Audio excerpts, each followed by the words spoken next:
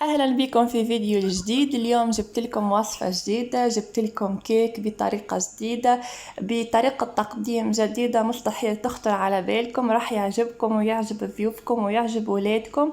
تابعوا الفيديو وشوفوا الطريقة بالتفصيل. بداية راح اجيب وعاء كبير اخلي فيه 3 بيضات، اضيف عليهم ملعقة من الفانيلا ورشة ملح وكوب إلا ربع من السكر، ونبتدي نخفقهم بالخفاقة الكهربائية لحتى نلاحظوا ان لون البيض تغير معنا وصار لونه فاتح. الآن راح نضيف كوب إلا ربع من الزيت وكوب إلا ربع من الحليب، ونفس العملية نواصل في الخفق باستخدام الخفاقة الكهربائية، وإذا مش متوفرة عندكم بإمكانكم تخفقوا باستخدام الخفاقة العادية، يعني ما فيش أي مشكلة. الآن راح أضيف ملعقة كبيرة من البيكنج باودر، راح أضيف علبة زبادي مثل ما شايفين،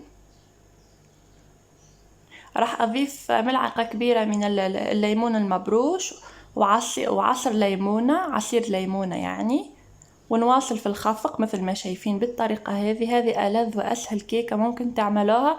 طريقة تقديمها جدا عصرية وراح تعجبكم. الآن راح أضيف 2.5 كوب من الدقيق. الكوب اللي أنا استخدمته سعته 200 ملي. بعد ما ضفنا ملعقة بيكنج باودر و2.5 كوب من الدقيق راح نواصل في التحريك المستمر في الخفق مثل ما شايفين بهالطريقة. تقريبا مدة الخفق من 7 إلى 8 دقائق مثل ما شايفين لحتى نتحصلوا على هذا القوام. هذا هو قوام الكيك النهائي، هذا هو القوام المطلوب. الآن راح أجيب صينية الفرن، راح دهنت أنا الصينية بشوية زبدة، وبعد ما دهنا الصينية بالزبدة راح أخلي خليط الكيك في الصينية كلها بالطريقة هذه مثل ما شايفين، ووزعتها في كل الصينية. الآن راح أدخلها على فرن يكون مسخن مسبقا. نشغل الفرن من تحت بس على درجة الحرارة 180، ونشوفها أخذ اللون من تحت، نفتح الفرن من الفوق ونشوفه أخذ اللون، نطلعها من الفرن. وهذا شكلها النهائي بعد ما طلعناها من الفرن. ما شاء الله كيك هش وطري أكثر من رائع. لتحضير الطبقة الثانية جبت كاسرولة، خليت فيها ملعقة كبيرة من الليمون المبروش، 4 ملاعق كبار من السكر و4 ملاعق كبار من النشا، وراح أضيف عليهم مثل ما شايفين 3 أكواب من الحليب. وبعدين راح نواصل في الحرك على نار تكون هادئة لحتى نلاحظوا ان الخليط القوام متاعها صار ثقيل وصار يغلي. هذا هو القوام النهائي مثل ما شايفين. الآن نخليه على جنب حتى يبرد شوي. نضيف عليه علبة زبادي وعصير ليمونة مثل ما شايفين، ونواصل في التحريك بالطريقة هذه حتى نتأكد ان الزبادي كلها ذابت معنا مع الخليط. الآن نجيب صينية الفرن، نفس الصينية اللي استخدمتها في الكيك هي نفس الصينية، يعني الصينية هذه دهنتها بشوية زيت، وراح أخلي فيها الخليط متاع النشاء مثل ما شايفين كله.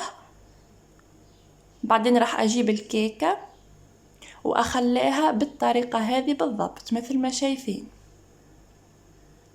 نخليها بالطريقة هذه ونضغط عليها شوي حتى نلاحظوا ان الخليط طلع عندنا من الجوانب، وندخلها على الثلاجة. نخليها في الثلاجة تقريبا من 2 إلى 3 ساعات. وهذا شكلها بعد ما طلعناها من الثلاجة. راح نقلبها بهالطريقة وشوفوا ما شاء الله كيف المفاجأة. أبسط وأسهل طريقة لتقديم الكيك.